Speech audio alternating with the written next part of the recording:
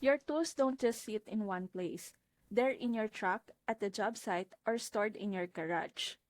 So how do you keep them safe wherever you go?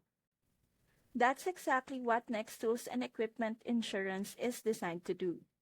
Whether you're transporting tools in your vehicle, keeping them in your storage, or actively using them on a project, Next coverage protects against theft, loss, or accidental damage.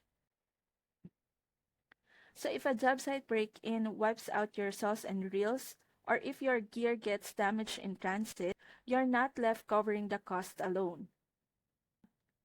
This kind of protection is critical for contractors, plumbers, landscapers, and anyone whose income depends on their gear. Without it, replacing stolen or broken tools can eat into profits fast. With Next, the process is simple. Buy coverage online, manage everything digitally, and file claims without paperwork. That means your focus stays on your business, not on chasing down insurance forms. Keep your tools safe wherever your work takes you.